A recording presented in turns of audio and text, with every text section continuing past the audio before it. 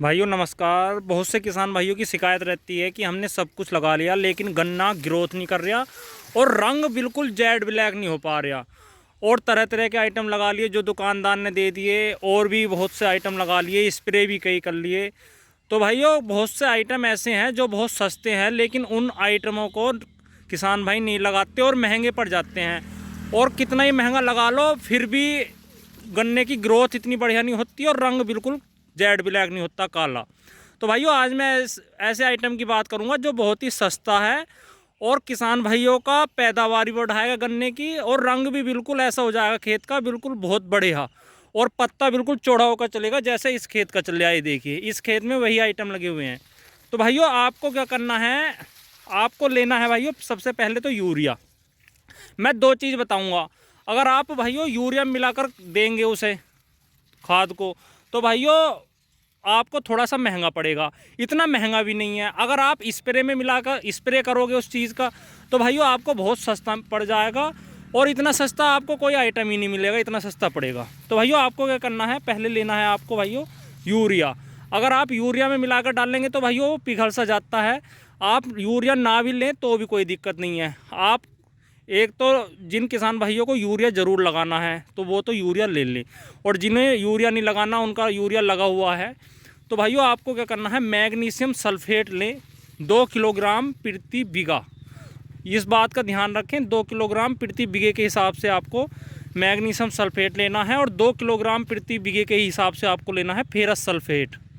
इस चीज़ का ध्यान रखें, दोनों को एक साथ मिलाओ और अपने खेत में गन्ने में भाइयों उसे बखेर दो जैसे यूरिया बखेरते हैं। अगर आप इन दोनों चीज़ों को यूरिया में मिलाकर बखेरेंगे तो भाइयों एकदम पिघल जाता है और बखेरने में दिक्कत आती।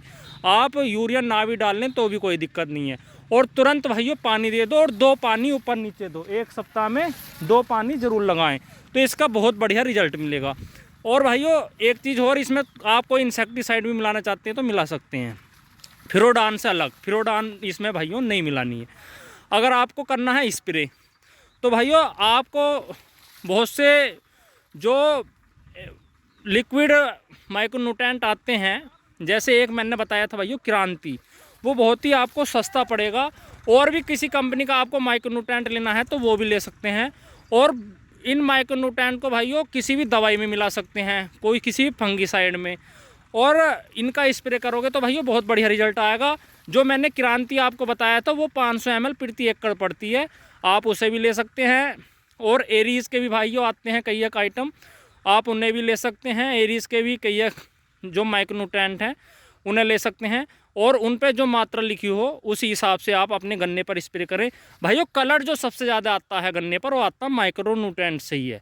अगर आप माइक्रोन्यूट्रेंट का स्प्रे भाइयों जल्दी कर देंगे, स्प्रे भाइयों 1 महीने में 2 करने चाहिए। और नीचे से भाइयों अगर मैग्नीशियम और फेरस सल्फेट नीचे से डाल रहे हो तो एक तो आप डाल दो, और एक जिस टाइम बरसात हो एक उस टाइम डाल दो, तो भाइयों बहुत बढ़िया रिजल्ट आएगा। गन्ने पर से कलर नहीं उतरेगा, और गन्ने में भाइयों एक इम्यूनिटी पावर बढ़ेगी, रोगों से और कीटों से लड़ने की पावर क्षमता बढ़ती है, दवाइयाँ कम लगती हैं।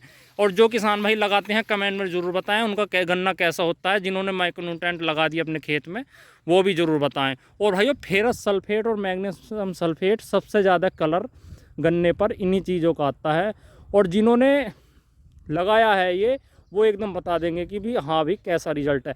और सस्ते इतने हैं बहुत, लगभग कोई कहीं 32 रुपये, कहीं 35, कहीं 40 रुपये किलो मिल जाते हैं।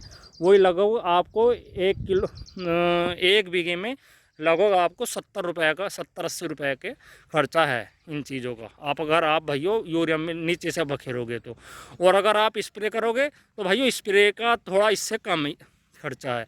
किसी भी चीज़ अगर आपको दवाई लगानी है तो इनमें दवाई भी मिला सकते हैं।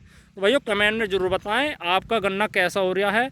अगर आपने ये चीज़ यूज़ करी है तो भाइयों ज़रूर बताएं, और कलर आपके गन्ने का कैसा है ये भी ज़रूर बताएं। और कितनी महंगी से महंगी दवाई लगा दी आपने कलर के लिए, क्योंकि कलर मेन चीज़ मानते हैं किसान भाई सभी की। कलर अच्छा होगा तो पैदावार भी अच्छी होगी, ग्रोथ अच्छी करेगा।